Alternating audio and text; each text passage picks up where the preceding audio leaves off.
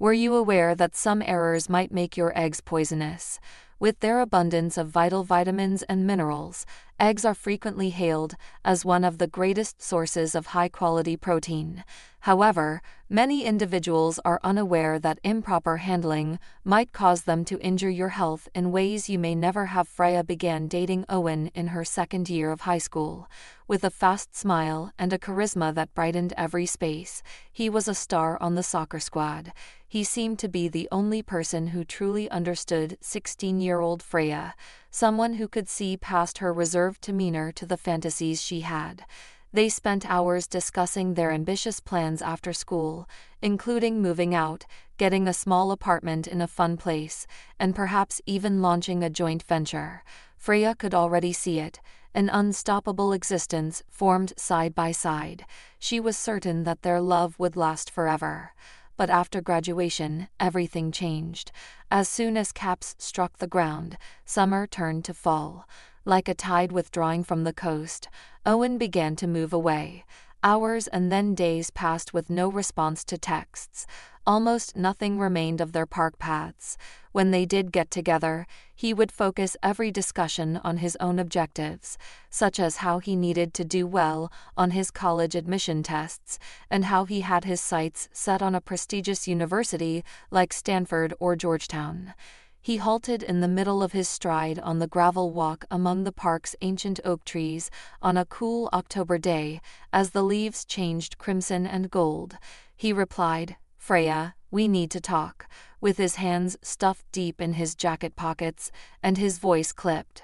A knot of coldness formed in her gut. In an attempt to interpret his features, she brushed a lock of black hair out of her eyes and murmured, "Is something wrong?" His gaze was focused on the ground as he kicked at a rock. "You see, our relationship simply no longer works. I have some huge intentions. I'm pursuing a profession and applying to colleges, and this," he swept a hand hazily between them, continuing to avoid eye contact, "is holding me back." Freya blinked as the words cut like a sharp knife through her. "Holding you back," she said, trying to sound firm, but her voice cracking. "I believed that we had this in common. You promised that we would work things out, including college and life." "I know what I said." When Owen did look up, his hazel eyes were determined and far away. "I apologize, Freya. I've already decided. This is the superior option, for us both." Like a door slamming, his tone was decisive. He turned and went off down the trail, leaving her standing there, glued to the spot. With each step, his well-known blue jacket shrank in size, and he never once looked back. She could hardly feel the fall breeze pulling at her scarf. The pain in her chest was empty, spreading until it engulfed her. How could he disregard all they had imagined together, as if it were unnecessary baggage? Freya lingered there for a while, gazing at the deserted path as the sound of leaves crunching beneath her feet faded into quiet. Her heart was broken and dispersed like the rubble all around her. However, she came to the realization that this was just the beginning of her difficulties as the days stretched into weeks. Freya's world dealt yet another devastating blow a few weeks after Owen disappeared from her life. Missed periods and a roiling stomach at the scent of coffee had been the warning symptoms that had been building. With her heart pounding, she had sneaked into the corner pharmacy, grabbed a test, and locked herself in the upstairs restroom while she waited. "I had a suspicion." The fact is that how you prepare, store, and cook eggs determines whether they are healthy or unhealthy. In this video, we'll reveal 5 typical errors that might make eggs more detrimental than helpful. You may be surprised by some of these, particularly if you have been eating eggs in the same manner for years without giving it much attention. You may continue to eat eggs without worrying about unintended health hazards if you realize these important errors. Keep reading because this is about making little adjustments that may have a significant influence on your health and well-being, not simply about avoiding mistakes. We will explain the specific consequences of improper egg preparation and what you can do to maintain eggs as a healthy and safe component of your diet. You won't want to miss this if you want to ensure that eggs continue to be a superfood that improves health rather than a hidden hazard. Let's get going now.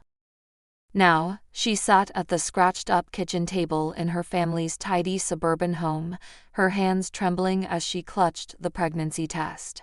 2 pink lines stared back, mocking her, a neon sign screaming a truth she couldn't dodge. "Freya, dinner's ready. Come on, it's getting cold," her mom hollered from the kitchen, her voice bright and oblivious over the clatter of dishes. Freya shoved the test into her sweatshirt pocket, the plastic digging into her palm. She dragged herself to the dining room, each step heavier than the last. The air smelled of meatloaf and gravy, a Tuesday ritual. Her dad sat at the head of the table, glasses slipping down his nose as he scanned the Riverside Gazette. Her mom swept in, apron streaked with flour, balancing a casserole dish and a bowl of mashed potatoes. "Mom, Dad, I need to talk to you," Freya mumbled, hovering by her chair, her voice thin and shaky. Her dad folded the paper with a rustle, peering at her over the rims of his glasses. "What's this about, huh? You look like you've seen a ghost." Her mom froze mid-scoop, the serving spoon dangling, gravy dripping onto the tablecloth. "Freya, honey, what's wrong?" she asked, her voice tightening, eyes darting over her daughter's pale face. Freya's chest squeezed, her breath hitching. "I'm pregnant," she choked out, the words splintering as they hit the air. Silence crashed down like a guillotine. The spoon clattered to the floor, splattering gravy across the linoleum. Her mom's hand flew to her throat, a strangled gasp escaping. Her dad's face went from pink to a boiling red, veins bulging at his temples. The newspaper hit the table with a smack. "Pregnant," her mom shrieked, fumbling for the napkin in her apron, twisting it into knots. "Freya Marie, you disgrace us. How could you be so stupid, so reckless? What's everyone going to say?" "Hold on, Ellen," her dad cut in, voice low and dangerous, shoving his chair back so hard it screeched. He stood, looming over them, fists clenched. "You've gone and ruined your life, and ours. Who's the father, huh? That Owen kid who's been sniffing around?" Freya flinched, tears stinging her eyes. It's complicated. He's gone, Dad, but I can handle this, I swear. I'll figure it out." "Handle it," her mom snapped, voice rising to a near hysterical pitch. "You're 17. You think you can just figure out a baby? What about school? What about us? The neighbors will talk. The church will talk." "I didn't mean for this to happen," Freya shot back, her own voice cracking as she gripped the table's edge. "You think I wanted this? I'm scared too, but I'm not running away from it." Her dad's laugh was bitter, a harsh bark. "Scared? You should be. You've got no idea what you've done." He jabbed a finger at her, his eyes blazing. "You're not raising a kid under my roof. End of story." "Paul, don't," her mom started, but he whirled on her. "Don't what, Ellen? Coddle her? She's thrown everything we gave her back in our faces." He turned back to Freya, his voice like steel. "You want to play grown-up? Fine. Handle it somewhere else. Get out." Freya's tears broke free, streaming down her face. "You're kicking me out? Just like that? I'm still your daughter." "Not right now, you're not," he growled, stomping toward the living room, his footsteps shaking the floor. "You've made your bed. Lie in it." Freya stumbled back to her room, the weight of her parents' rejection sinking into her bones like a stone, dragging her underwater. Her dad's words, "Jet out," echoed in her skull, sharp and unrelenting. Her mom's sobs faded into a dull hum downstairs. She yanked her old duffel bag from under the bed, hands shaking as she stuffed it with whatever she could grab. A couple of sweaters, her favorite jeans, the little notebook where she'd scribbled dreams that now felt like taunts. Every creak of the floorboards seemed to scream failure. Every glance at the glow-in-the-dark stars on her ceiling was a stab of grief for the girl she used to be. Fear clawed at her chest. Fear of the unknown, of the tiny life inside her, of being utterly alone. but she swallowed it down, zipping the bag shut with a final defiant tug. She paused at her desk, snatching the framed photo of her and Owen from last summer, his arm slung around her, both of them grinning at the county fair. For a second, she almost hurled it against the wall, but instead, she shoved it into the bag's side pocket. Let it be a reminder, she thought bitterly, of what trust could cost. Downstairs, the dining room was a graveyard of untouched food, the meatloaf congealing in its dish. Her mom sat hunched at the table, sniffling into her napkin, while her dad's absence roared louder than his yelling ever had. He had barricaded himself in the garage, no doubt. Freya hovered in the doorway, her throat tight. "I'm leaving," she said, voice raspy but steady, the duffel strap biting into her shoulder. Her mom's head snapped up, eyes red and puffy. "Freya, wait. Just think about this. Where are you even going?" "Does it matter?" Freya shot back, the hurt spilling out. "You heard Dad. I'm not welcome here." "You're twisting this," her mom cried, standing so fast the chair wobbled. "We're upset, yes, but running off isn't the answer. What about school? What about upset?" Freya cut in, her voice rising despite the tears burning her eyes. "You called me a disgrace. Dad told me to get out.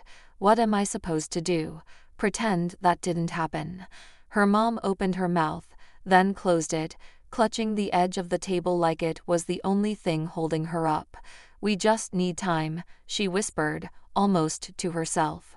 "Time's up," Freya said, turning away before her resolve cracked. She grabbed her coat from the hook by the door, the familiar weight of it a small comfort, and stepped onto the front porch. The January air hit her like a slap, sharp and frigid, stinging her cheeks and seeping through her sneakers. Snow dusted the lawn, the streetlights casting a pale glow over their quiet cul-de-sac. She stood there, breath fogging in the dark, the duffel pulling at her arm as reality crashed in. She had nowhere to go. No Owen, no home, no plan. Except one. Grandma Elena. Her dad's mom lived 2 hours away in Springfield, in a little brick house with a sagging porch and a garden that bloomed even in winter. Freya hadn't seen her since Christmas, but she could still hear Elena's gravelly voice over the phone. "You're always welcome here, kid. Always." She'd never turn Freya away. Not like this. Freya fished her phone from her pocket, fingers numb, as she scrolled to her grandmother's number. The line rang once, twice, then clicked. "Freya, that you?" Elena's voice crackled through, warm but edged with surprise. "It's late. What's going on?" "Grandma," Freya started, her voice breaking as the dam finally burst. "I need to come stay with you. Can I come now?" There was a pause. A rustle on the other end, maybe Elena shifting in her old recliner. "What's happened, honey? You sound shook up."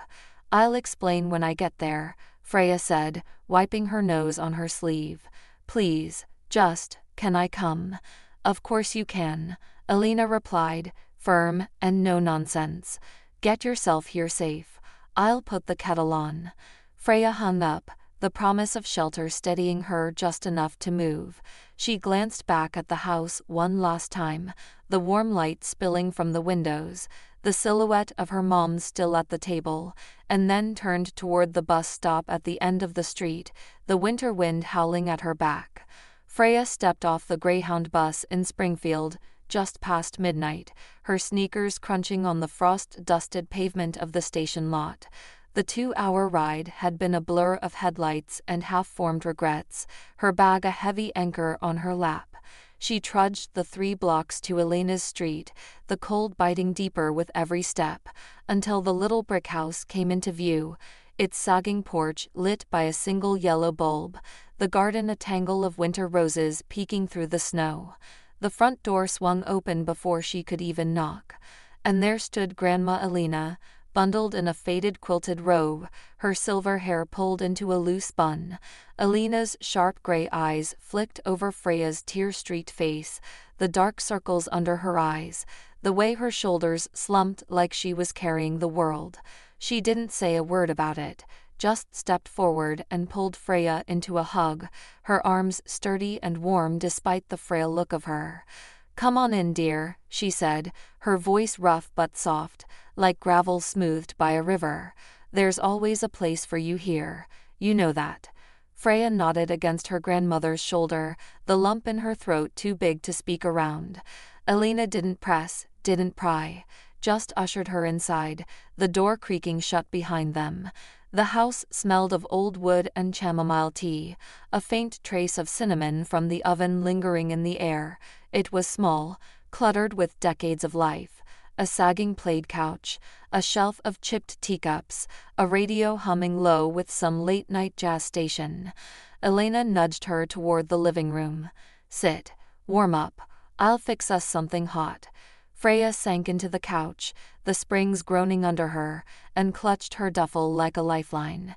Minutes later, Elena shuffled back with 2 mugs of tea and a plate of leftover meatloaf sandwiches, crusty bread, a smear of ketchup, the kind of comfort food Freya hadn't realized she'd missed.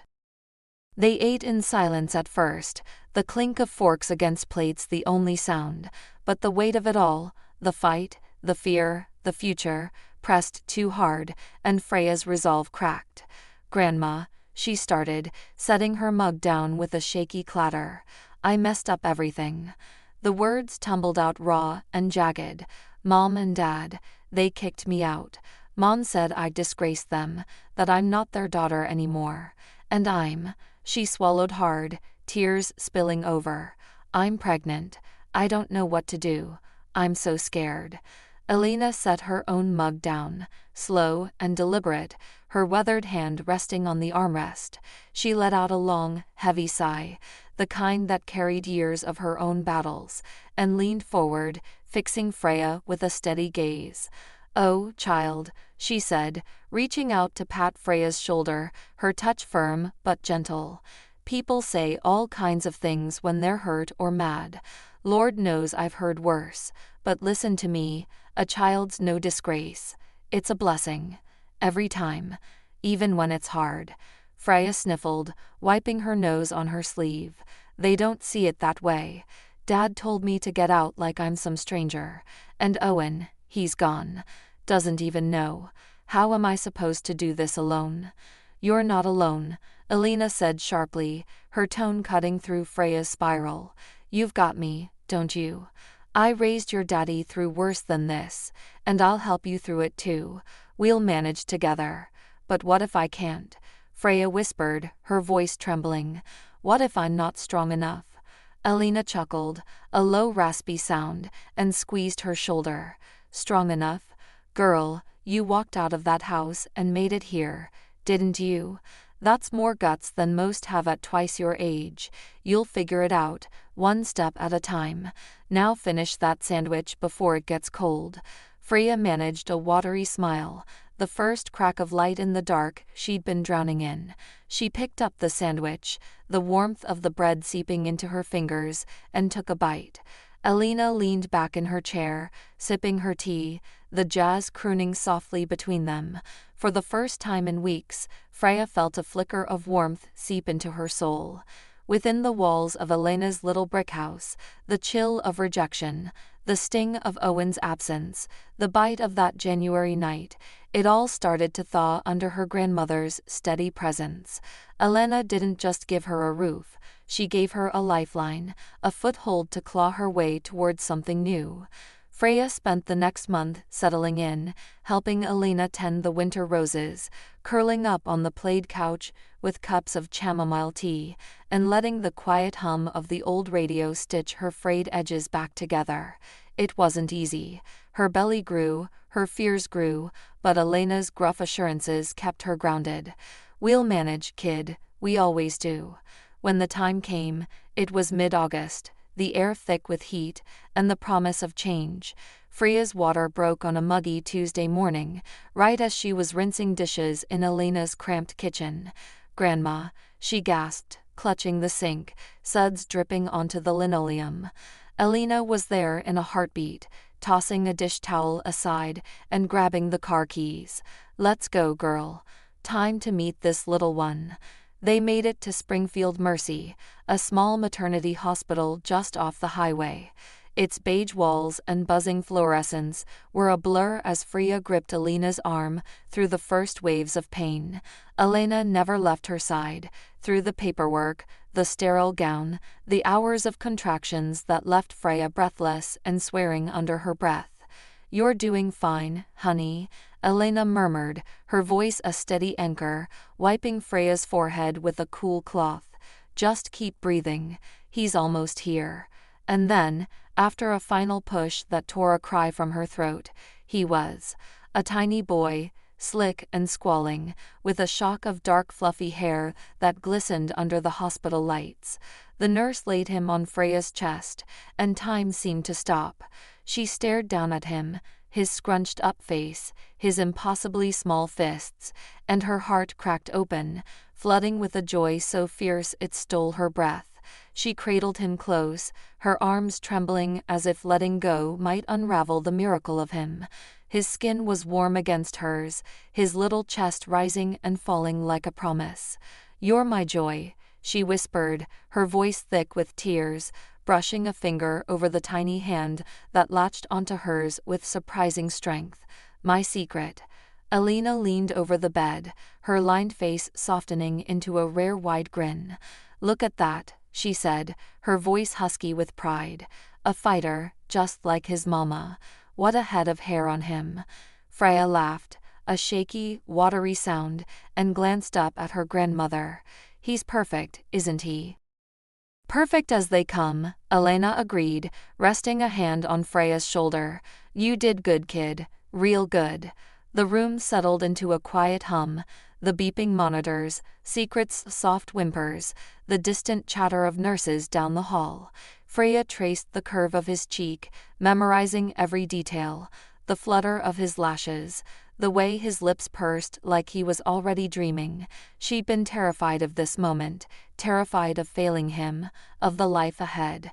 But now, holding him, she felt something stronger take root, not just fear, but fight. For him, for them. "Think he's hungry?" Elena asked, nodding at the way Secret's mouth rooted against Freya's chest. "Maybe," Freya said, shifting him gently, still marveling at how fragile he felt. "Guess we'll figure it out together, huh, little man?" Elena chuckled, pulling a chair closer. "That's the spirit. You two will be just fine. I've got a hunch about it." Freya smiled, exhaustion tugging at her edges, but Secret's weight in her arms kept her tethered. For the first time since that night on the porch, she believed it might be true. Years slipped by in Elena's little brick house, each one stitching Freya and Secret tighter into its cozy fabric. Secret grew from a squalling bundle into a wiry, bright-eyed boy, his dark fluffy hair now a tousled mop that caught the sunlight. By 5, he was a whirlwind of questions. Why do birds sing? How do clouds float? His curiosity as endless as the Springfield sky. Freya and Elena took turns answering, marveling at how his mind raced ahead of his small frame. But one sticky summer evening, as the crickets chirped and the air hung heavy with honeysuckle, his questions veered into sharper territory. They were out on the veranda, the old wooden boards creaking under their weight. Elena sat in her wicker rocker, knitting a lumpy blue scarf, her latest project, while Secret sprawled on the steps, a half-melted popsicle dripping orange onto his fingers. The sun dipped low, painting the garden in shades of gold and pink, the winter roses long replaced by sprawling marigolds. He'd been quiet for a while, unusual for him, until he turned those big, serious hazel eyes on her. Eyes that reminded her too much of Freya at that age. "Grandma," he said, his voice cutting through the hum of dusk. "Why do all the kids at kindergarten have grandpas and grandmas, and I've never seen mine? Mom says you're my great-grandma. What's that mean?" Elena's knitting needles stilled, the yarn tangling in her lap. She'd known this day would come. Kids always sniffed out the gaps in their stories, but the weight of it still caught her off guard. She set the scarf aside, folding her hands to buy a moment, her weathered fingers tracing the lines of a life that hadn't been easy. Secret watched her, Popsicle forgotten, his brow furrowing like he could sense the shift. Secret, she started, her voice soft but steady. That's not a simple question, sweetheart. It's a grown-up mess, and you're still little, but I'll try. Sometimes, adults make mistakes, big ones. Your grandpa and grandma, my son and his wife, they got scared a long time ago. He tilted his head, confusion wrinkling his nose. Scared of what? Me. He sat up straighter, the popsicle stick clattering onto the step. I was just a baby when I got born. How could they be scared of a baby? Alina chuckled faintly, though her chest tightened. Not of you exactly, little man. It's hard to explain till you're older, but I'll give it a go. When your mom found out you were coming, it shook them up. They couldn't see how special it was, how special you'd be. They got stuck worrying about what folks around town might whisper instead of how much your mom wanted you. Estes' frown deepened, his small hands balling into fists. So they didn't want me. His voice wobbled, barely above a whisper, and the hurt in it sliced straight through her. No, darling, Elena said quickly, leaning forward to cup his sticky cheek in her palm. That's not true, not for a second. They didn't know what to do with their feelings. People can be slow to figure things out, and sometimes they miss the good stuff till it's gone. But your mom, she chose love from the start. Chose you. That's what matters most. He stared at her, processing, then turned his gaze out to the garden. The last rays of sun glinted off the marigold, and a breeze rustled the leaves, carrying the faint buzz of a lawnmower down the street. But you're here, he said finally, glancing back at her, a spark of hope flickering in his eyes. You're always with me, right, Grandma? Always, my dear, Elena replied, her smile crinkling the corners of her eyes. She reached out, ruffling his hair. Because family is not just who you're born to. It's who sticks by you, who loves you through the thick of it. And I ain't going anywhere. SD grinned, a gap-toothed flash that chased the shadows off his face. Good, he said, picking up his popsicle stick to fiddle with it. 'Cause I like it better with you anyway. Alina laughed, a low, warm sound, and picked up her knitting again. Me too, kiddo. Me too. The rocker creaked as she settled back, the evening wrapping around them like a quilt, imperfect, patched, but holding fast. Freya stood at the kitchen sink, her hands wrist-deep in soapy water, scrubbing a pot that didn't need scrubbing. Through the open window, the murmur of SD's voice and Elena's gravelly replies drifted in from the veranda, carried on the warm August breeze. She'd caught the tail end of it. They didn't want me. Her breath hitched, the sponge slipping from her fingers to plop into the suds. Tears welled up, hot and sudden, spilling down her cheeks before she could blink them back. She pressed a damp hand to her mouth, stifling a sob. That old wound, her parents' rejection, the sting of being cast out, ripped open anew, hearing SD wrestle with it. But Elena's voice, steady and kind, wove through the pain like a balm, softening the edges. As always, her grandmother knew just what to say, shielding SD's tender heart without dodging the truth. Mom. SD's voice piped up from the doorway, snapping her out of it. He padded in, barefoot and sticky, fingering his popsicle stick, still clutched like a prize. You okay? Your eyes are all wet. Freya swiped at her face with a dish towel, forcing a smile. Yeah, buddy, I'm fine. Just got some soap in my eyes. Stings like crazy. She turned back to the sink, rinsing the pot for the third time. How's Grandma's scarf coming along? It's lumpy, he said with a giggle, hopping onto a stool at the counter.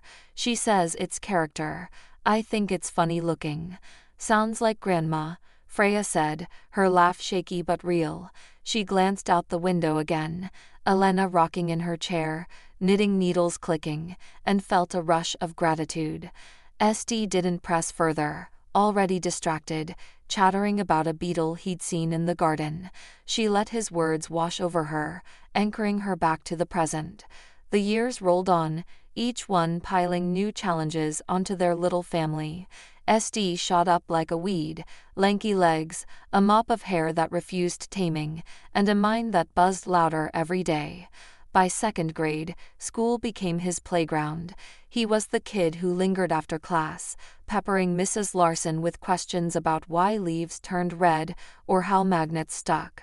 Science hooked him hardest, biology, physics, anything with a puzzle to crack. He'd come home with library books, dog-eared and smudge, sprawling on the living room rug to sketch diagrams of circuits or bug wings. He's got a gift, Mrs. Larson told Freya at a parent-teacher night, her glasses glinting under the fluorescent lights of Springfield Elementary. Loves solving problems. Finds these elegant little answers that make you wonder why you didn't see it that way. And the way he explains it, half the class gets it because of him. Freya beamed, clutching a styrofoam cup of lukewarm coffee. He's always been like that, figuring stuff out. Drives me nuts sometimes, all those whys. Well, hang on to that, Mrs. Larson said with a chuckle. Kids going places. Back home, SD proved it daily. One rainy afternoon, he sat cross-legged at the kitchen table, a dismantled flashlight spread out before him, batteries, bulb, bits of wire. "Look, Mom," he called, holding up a glowing contraption. Timmy didn't get how it worked, so I showed him with this. It's just electrons moving. Simple, right? Freya leaned over, ruffling his hair.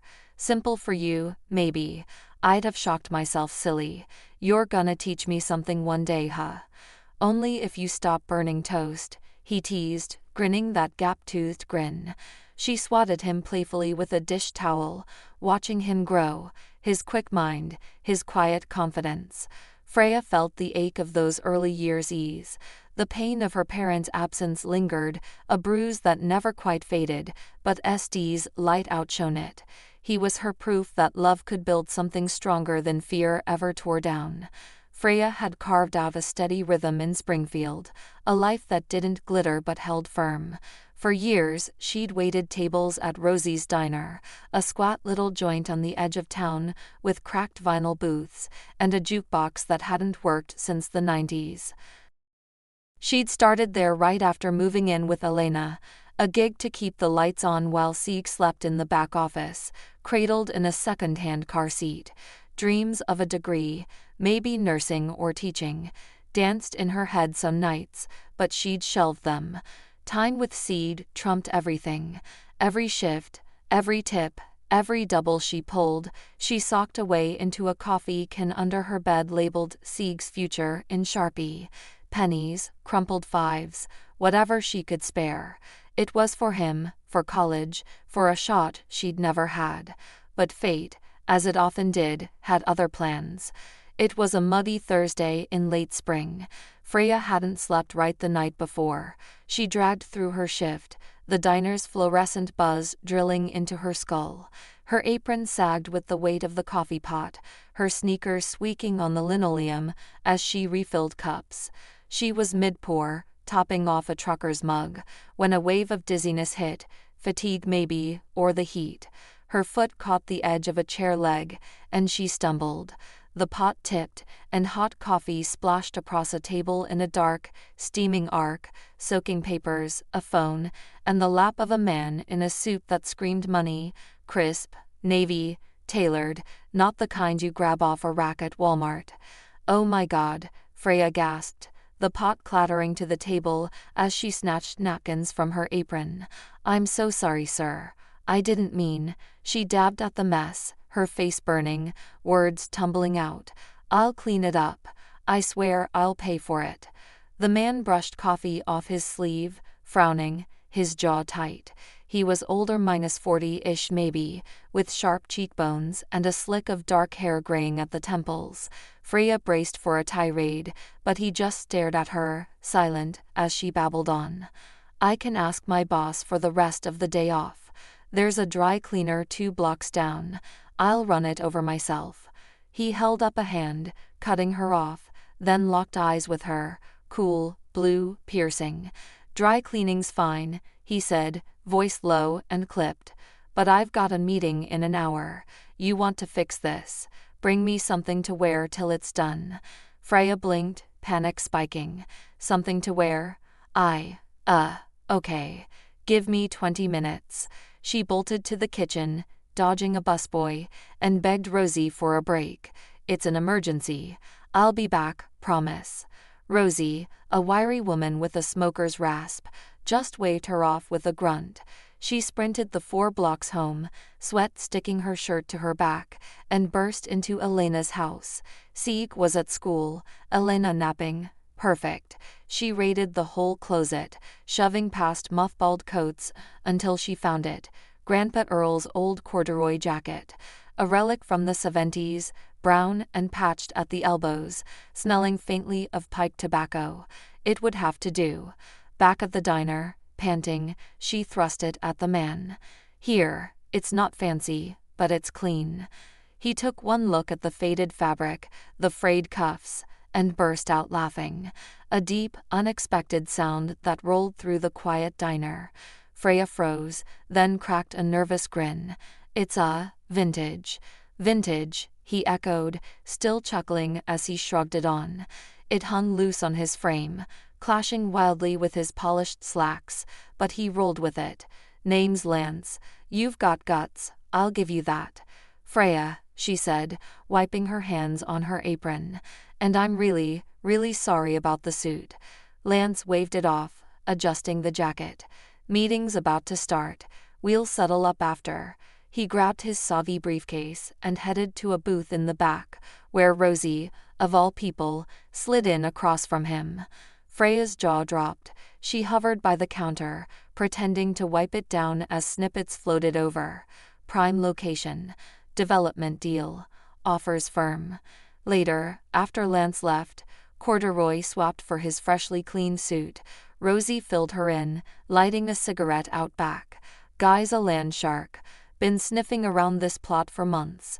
Wants to bulldoze us for some strip mall or condo crap. Freya's stomach sank. The diner wasn't just her job. It was her lifeline, her savings backbone.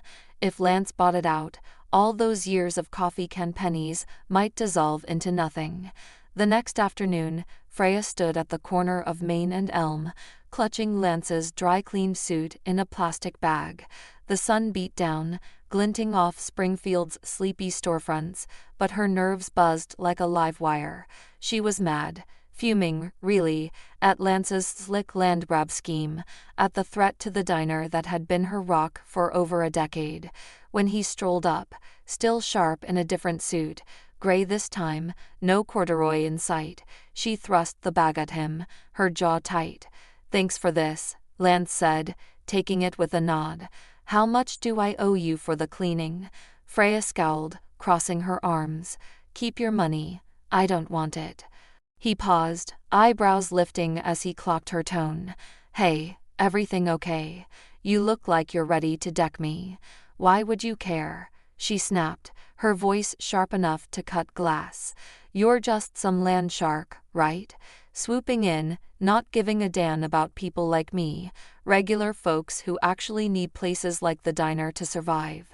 Lance went still, his easy charm faltering for a beat. He just looked at her, those blue eyes unreadable.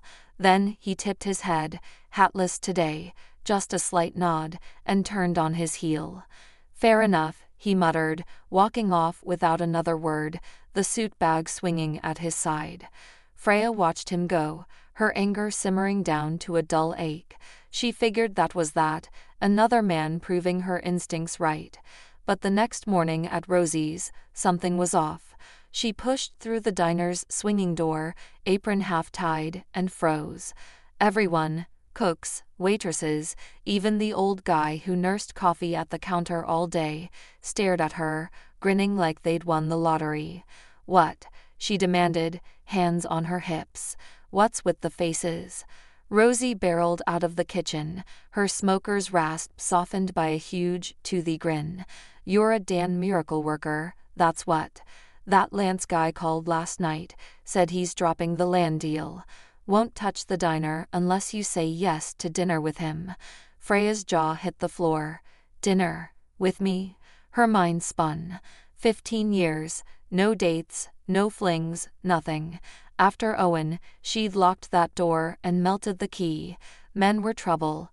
She'd learned that the hard way. Her life was Sieg, Ellen, the diner. End of story. And now this suit-wearing stranger waltzed in, dangling her livelihood like a carrot. It stank of a setup. "This is nuts," she muttered, rubbing her temples. "What's his angle?" "Don't know," Rosie said, shrugging.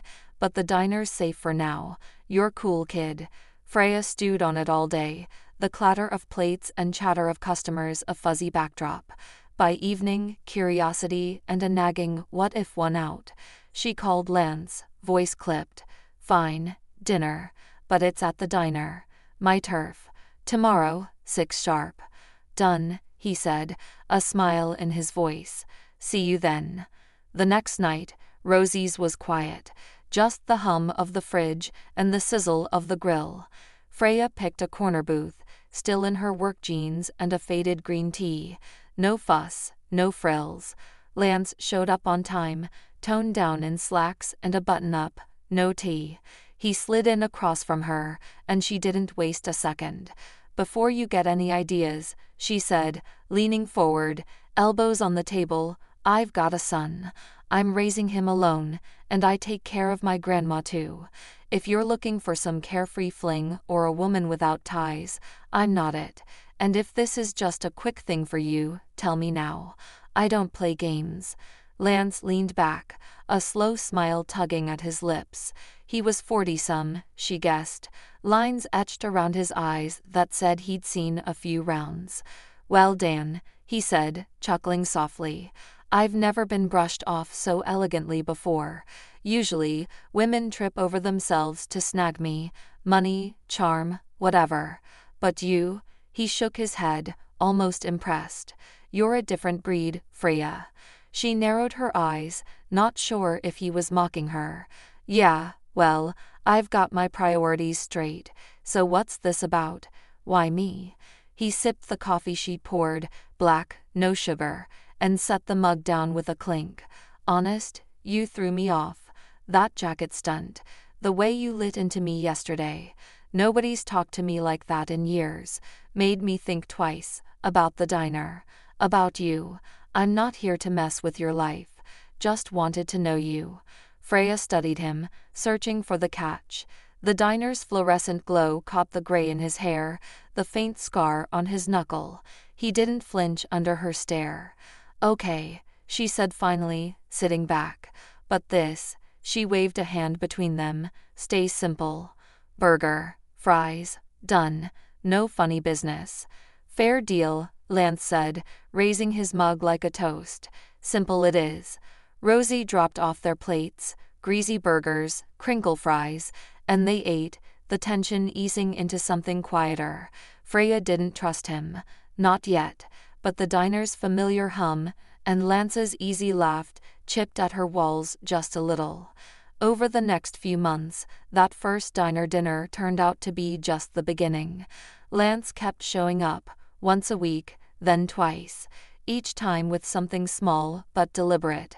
A bouquet of daisies from the farmer's market, tickets to a matinee at the old theater downtown, even a suggestion to catch the county fair's fireworks. Freya's walls, built high and thick after years of scars, started to crack. She'd catch herself smiling at his dry jokes or lingering over coffee longer than she meant to. But trust, that was still a tangle. Why her? Why now? Lance was a puzzle. Too polished, too persistent, and she couldn't shake the itch that there was more to his game. Then, one crisp October evening, leaves crunching underfoot, he threw her a curveball. They were finishing burgers at Rosie's, the jukebox miraculously wheezing out a Patsy Cline tune, when he set his fork down and looked at her square. "Freya," he said, voice steady, "I'd like to meet your son, and your grandma too, if that's okay." She froze, ketchup smudging her fingers. Meet them. Her mind raced. Sieg, Ellen, her messy, sacred little world. Why? Lance shrugged, a faint smile tugging his lips. Because they're your people. I've been hanging around you for months. Feels right to know who matters most. It blindsided her. 15 years of keeping men at arm's length, and here was Lance wading into her life like it was no big deal. She mumbled a wary, "Okay," half expecting to regret it. The meeting happened that Saturday at Ellen's. Freya fussed all morning, vacuuming the sagging couch, wiping down the kitchen counter twice, her stomach in knots. Lance arrived at 3. No suit this time. Just jeans and a flannel shirt, a paper bag of fresh apples from a roadside stand in his hand. "Thought these might go with dinner," he said, handing them to Freya with a grin. Ellen took to him like a moth to a flame. She sat him down in the living room, her quilted robe swishing as she launched into a ramble. "Freya's always been a good girl, you know, strong as they come. Raised that boy of hers all on her own. Never complained once. Worked her tail off at that diner. Grandma," Freya cut in from the doorway, cheeks flaming, "he doesn't need my life story." Lance chuckled, nodding at Ellen. "Oh, I figured that much out already, ma'am. She's tough. I've seen it." Ellen beamed, patting his arm. "Good, you hold on to that then." The front door banged open, and Sieg burst in, backpack swinging, his sneakers caked with playground dirt. "Mom, I'm home. We dissected a worm today. It was so gross." He stopped short, eyeing Lance. "Who's this?" Freya braced herself, but Lance leaned forward, resting his elbows on his knees. "Hey Sieg, I'm Lance. Tell me something. How do worms move without legs? Been a while since I cracked a science book." Sieg's face lit up, shyness evaporating. "Easy. They've got these tiny bristles. Seta. They're called muscles, and they squeeze him along like a squishy conveyor belt." He dropped his bag and darted to a shelf, yanking down a shoebox of treasures, circuit scraps, a magnifying glass, a dog-eared bug guide. For the next 40 minutes, he chattered nonstop, showing Lance a battery-powered fan he'd rigged and a chart of constellations he'd drawn. Lance listened, nodding, asking questions. "What's that wire do? How'd you figure that out?" His smile grew with every answer. Freya watched from the kitchen doorway, arms crossed, stunned. She expected awkward silences or Serd retreating to his room. Not this. This easy, buzzing connection. Alina sidled up beside her, peeling apples for a pie, her silence louder than words. "What?" Freya whispered, catching her grandmother's gleam. "Why are you grinning like that?" Alina sliced an apple with a deft flick, her voice low. "Just thinking you deserve this, is all. After everything. You and your folks, scraping by. A man like that don't come along every day." Freya frowned, glancing back at Lance, laughing as Serd waved a bent paperclip. "I don't know, Grandma. He's nice, sure, but I still don't get why he's here. What's he want?" "Sometimes," Alina said, dropping apple slices into a bowl, "it ain't about what he wants. Maybe it's about what you've earned." She nudged Freya's shoulder. "Give it a chance, huh?" Freya didn't answer, her eyes on Lance and Serd, two heads bent over a tangle of wires. The room was warm with their voices. For the first time in years, she wondered if her walls might be keeping out more than just hurt. 6 months later, spring bloomed wild across Springfield. Lance dropped another bombshell. They were on the veranda at Elena's, the air sweet with lilacs. Serd sat inside, tinkering with a robotics kit. Lance had been quieter than usual, fidgeting with his coffee mug until he set it down and took Freya's hand. Her heart thudded. She knew that look by now, the one that meant he was about to upend her world again. "Freya," he said, voice low but sure, "I want to marry you. Spend the rest of my life with you. Serd, all of it. What do you say?" She stared at him, the words ricocheting in her skull. Marriage, her, the diner girl with a kid and a coffee can dream. Lance was a whirlwind she'd never dared imagine. Steady, kind, a man who laughed at her sharp edges and stuck around anyway. Sometimes, lying awake beside him, she'd pinch herself, half convinced he was a mirage. But there he was, real as the calluses on his hands, blue eyes searching hers. "You're serious?" she whispered, more to herself than him. "Dead serious," he said, squeezing her fingers. "You in?" Her throat tightened. A yes trembled on her lips, but years of caution held it back. "Let me think on it," she managed. He nodded, unfazed, like he'd wait as long as she needed. If that wasn't enough to rattle her, what came next sealed the deal. They'd talked about her diner job before, Lance nudging her to quit, join his real estate firm, help with admin stuff. "You'd be great at it," he'd said one night over takeout, but she'd dug in her heels. "I like Rosie's. It's mine. Been my lifeline. Plus, I've got Surd's college fund to build." Lance hadn't pushed, just let it drop with a shrug. She thought that was that. Then, a week after the proposal, he showed up at the house with a thick envelope and a grin that wouldn't quit. Alina was there, peeling carrots for stew. Surd was sprawled on the rug, sketching gears. Lance plopped the envelope on the kitchen table. "Go on, open it." Freya frowned, sliding out a stack of papers. Her eyes skimmed the letterhead, Johns Hopkins University School of Medicine, and snagged on Surd Jensen. Full tuition scholarship, preemed program. Her breath caught. What is this?" "His spot's locked in," Lance said, leaning back in his chair, still grinning. "Paid up. 4 years. Med school. Kid set." Freya's head snapped up. "You what?" Surd perked up from the floor, eyes wide. Elena dropped her peeler with a clatter. "Been working on it for months," Lance said, laughing now. "Connections from the firm. Called in a favor. He's in." Freya stared at him. 9 years or so when he's ready. "Stop laughing," she snapped, but her voice cracked, tears pricking her eyes. "Lance, how did you?" She bolted to her room, grabbed the coffee can from under the bed, Surd's future, half full of crumpled bills, and dumped it on the table. "Take it, then. You paid for this, not me." Lance pushed the smile back, his laugh softening. "That's yours. I did this because I wanted to, not for a refund." Freya stared at the money, then at him, her chest heaving. Surd piped up. "Does this mean I'm going to be a doctor?" Alina cackled, clapping her hands. The room spun with their voices, but Freya's mind was already racing elsewhere. Days later, she had a plan. She pooled those savings, every penny from 15 years of tips, and ordered a custom jacket from a tailor in town. It was gorgeous. Deep navy wool, tailored sharp like Lance's suits, but with a corduroy collar, a nod to that first chaotic day. She wrapped it in a sleek black box, tied with a silver ribbon, and waited for the right moment. It came one quiet evening, just the two of them at Rosie's after closing. The diner was dark, save for a single light over their booth. Freya slid the box across the table, her hands shaky. "Open it."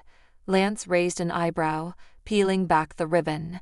When he lifted the jacket, his grin faded into something softer. "Freya, this is for you," she cut in, her voice thick. "For showing up. For Surd. For everything. I was so scared to let anyone in, but you're real. Thank you." He ran a hand over the collar, then looked at her, eyes bright. "So that's a yes." She laughed, a tear slipping free. "Yeah, Lance, it's a yes." He pulled her across the booth into a hug, the jacket squashed between them, and for once, Freya didn't fight the warmth flooding her chest. It wasn't a dream. It was hers. It was hers. Sig sailed through his years at Johns Hopkins like he was born for it. Science wasn't just schoolwork, it was his spark, the thread he'd tugged since he was a kid, dismantling flashlights. He aced exams with a quiet ease, his curiosity lighting up lecture halls and labs alike. When he graduated med school, top of his class, scrubs swapped for a cap and gown, a private clinic in Baltimore snapped him up before the ink dried on his diploma. At 22, He was a surgeon, steady hands wielding a scalpel in operating rooms that buzzed with life and death stakes.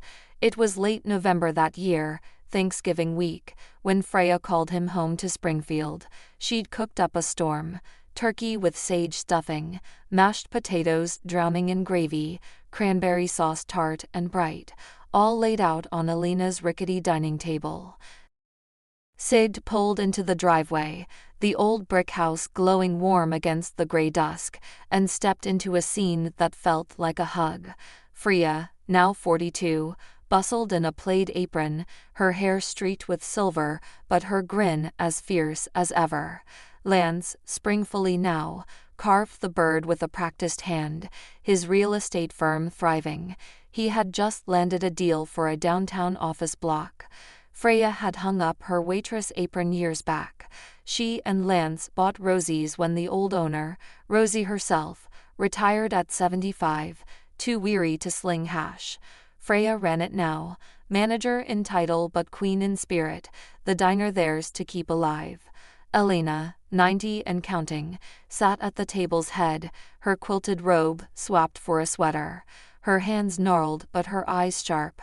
She regaled them with stories, half true, half embellished, about Freya's teenage stubbornness, while Sig laughed, picking at a roll. The room hummed with their voices, plates clinking, a fire crackling in the hearth. "Business is good," Lance said, passing the gravy, "but this right here, this is better."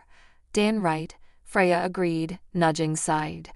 "Dr. Jensen slumming it with us small-towners. How's the clinic?" "Busy," Sid said, grinning. "Cut open a gallbladder yesterday. Guy's fine now, thanked me with a fruitcake."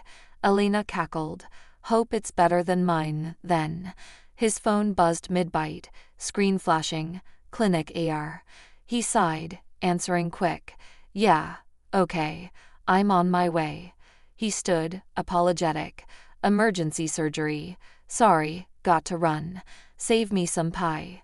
"Always," Freya said, squeezing his arm as he grabbed his coat. "Be safe." The operation was a beast. 6 hours, a woman in her late 60s with a ruptured appendix.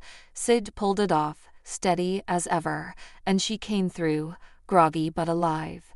He was scrubbing out, still in his green scrubs, when her husband approached. A wiry man, balding, with a tweed coat and a handshake that lingered too long. "Dr. Jensen, thank you," he said, voice thick. "You saved her. I can't thank you enough." "Just doing my job," Sid said, peeling off his gloves, ready to crash in the break room. But the man didn't leave. He hovered, eyes darting over Sig's face like he was mapping it. "You're young for a surgeon," he said, almost too casual. "Where'd you grow up?" "Springfield, was it? Parents still there?" Sid frowned, tossing the gloves in the bin. Yeah, Mom's there. Why?" The man smiled, odd and tight. "Just curious. Good stock, I bet, raising a kid like you. What's your mom's name?" "Freya," Sid said, wary now. "Look, I'm glad your wife's okay, but..." "One more thing," the man cut in, stepping closer. He hugged Sid, quick, awkward, then pulled back, gripping his shoulder. "I'd like to meet her, your mother, the woman who raised a surgeon this bright. I need to thank her too." Sid blinked, thrown. Patients got mushy sometimes, sure, but this felt different. "That's nice of you," he said, edging back. "But it's not really a thing we do. She's busy." "I mean it," the man pressed, his voice dropping, eyes locked on Sig's. "I have to meet her. Please." The insistence prickled Sig's neck. He forced a smile, shrugging it off. "Maybe someday. Take care, all right." He turned, heading for the lounge, but the man's stare bored into his back. It wasn't until he was slumped on a cot, replaying it, that the weirdness sank in. The guy wasn't just grateful, he was searching for something, or someone. Weeks after the surgery, Sig's phone buzzed with an unknown number. He was in the clinic break room, scarfing down a stale sandwich between shifts, when he answered.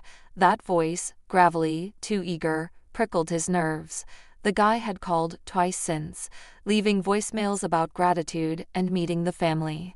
Sid had brushed it off as overzealous patient stuff, but this was getting old. Look, the man pressed. I know it's a lot, but I'd really like to meet your mom. Please, just once. Sid rubbed his temple, patience fraying. All right, fine, he said, more to end it than anything. I'll bring you. But it's quick, okay? Paul's relief flooded the line. Sid hung up, uneasy. Something about the guy gnawed at him, but he couldn't pin it down. The day came in December, a warm snap melting the frost of Springfield's lawns. Sid drove up to his parents' house, the same brick place he'd grown up in, now with a fresh coat of paint and a new porch swing Lance had built.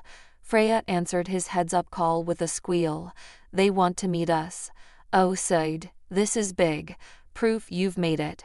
She was over the moon, her dream of Sid's success blooming into something tangible. Strangers driving hours to thank the surgeon's parents. Sid sit-in rolled up the driveway, Paul and Ellen trailing in a battered pickup. Freya burst out the front door, apron dusted with flour. She had been baking cookies, a welcome treat, her face split with a grin. Sid climbed out, kissed her cheek, and said, "They're right behind me, Mom. Excited to meet you." "I can't wait," Freya chirped, practically bouncing as she started down the path to greet them halfway. Lance stepped onto the porch, waving, while Elena shuffled out in her slippers, leaning on a cane. But when they climbed out of the truck, him in that tweed coat, her in a faded cardigan, Freya stopped dead. Her smile vanished, replaced by a slack-jawed stare. Seat clocked it instantly, jogging to her side. Paul's eyes were red-rimmed, Ellen's wet and puffy. They'd been crying hard. "Mom?" Secret asked, touching her arm. "You okay?" Freya nodded too fast. "Fine, honey. Everything's fine." But her voice wobbled, and her eyes glistened. He frowned, glancing between her and the couple. "Do you know them?" She swallowed, tears spilling over as she turned to him. "Secret," she said, barely audible. "Meet your grandparents." The air sucked out of the yard. Ellen burst into sobs, hands flying to her mouth, while Paul stood rooted, shaking, tears streaking down his weathered face. Estie's brain stalled. Grandparents? But before he could speak, Paul stepped forward, voice breaking. "Freya," he rasped, looking straight at her. "I'm so sorry.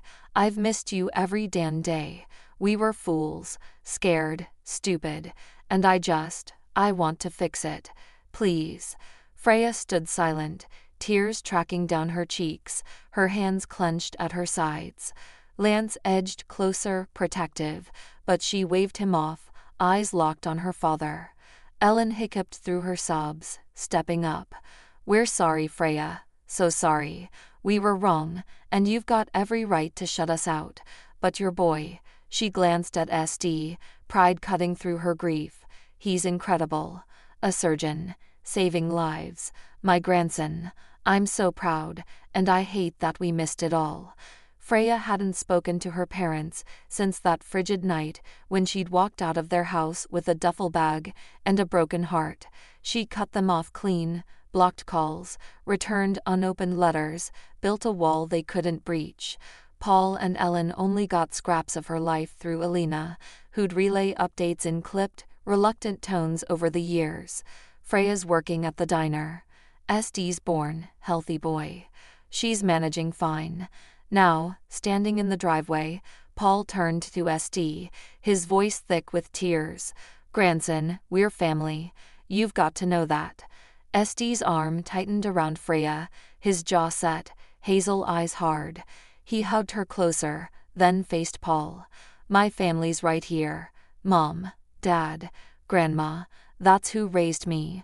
But Mom's always been good to guests. If she says you can come in for tea, you're welcome." Freya wiped her eyes, steadying herself, her lips pressed thin. Her tears dried into resolve. She glanced at Esty, then nodded once. "Come in, we'll have tea." Her voice was ice, but it cracked the door open just enough. Paul nodded, wiping his face with a shaky hand, and Ellen murmured a choked, "Thank you." SD hung back, watching them shuffle toward the house. His grandparents, strangers with his mom's eyes, his mind reeling. Freya squeezed his hand as she passed, a silent "we'll figure it out." The door creaked shut behind them, the warm glow spilling onto the lawn, and SD followed, braced for whatever came next. Inside, the living room was a cocoon of warmth, the fire spitting embers in the hearth. Lance sat by Elena's armchair, reading aloud from a dog-eared copy of To Kill a Mockingbird, a ritual he'd started when her eyesight faded and her joints stiffened. She leaned back, eyes closed, her breathing shallow but steady. The group shuffled in, and Freya's tone stayed frigid as she gestured to Paul and Ellen. "Lance, these are my parents, Paul and Ellen." Lance looked up, closing the book with a soft thud.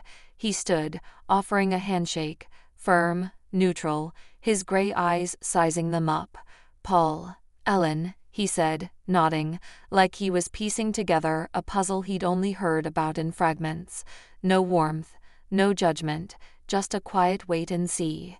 They settled into an uneasy circle, Freya and SD on the couch, Lance back by Elena, Paul and Ellen perched on the edge of a loveseat like they might bolt.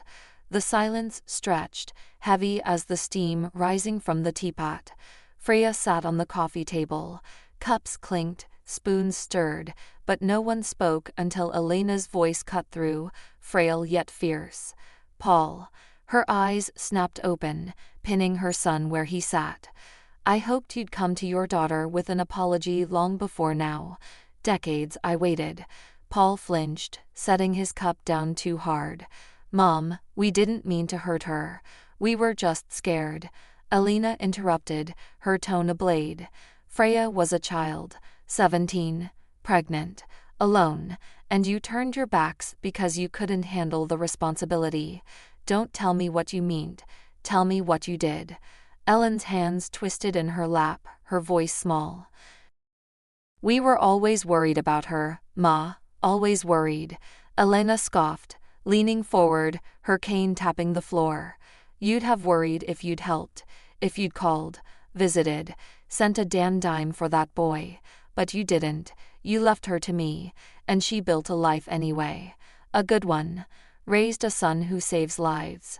Married a man who'd walk through fire for her. This family," she swept a trembling hand across the room, "it's hers, and there's no place for you in it till you own what you threw away." Paul's face crumpled, tears pooling again. "We were wrong, Mom. I know it, we both do. We didn't know how to fix it." Ellen nodded, sobbing quietly. "We're so sorry, Freya. We don't deserve anything, but we're here now." Freya sat rigid, staring at the steam curling from her untouched tea. SD's hand rested on her shoulder, steady, while Lance watched her, waiting for her lead. The room held its breath, Elena's words hanging like a verdict. Freya finally looked up, eyes wet but unyielding. "Sorry's a start," she said, voice low, "but it's not enough. Not yet." Paul nodded, swallowing hard, and Ellen clutched his arm, both of them diminished against the family they'd lost. Elena eased back in her chair, exhaling, and Lance picked up the book again, his voice resuming softly. "You never really understand a person." The fire crackled on, and the tea grew cold. The first fragile thread of something, forgiveness, maybe, or just time, dangling in the silence.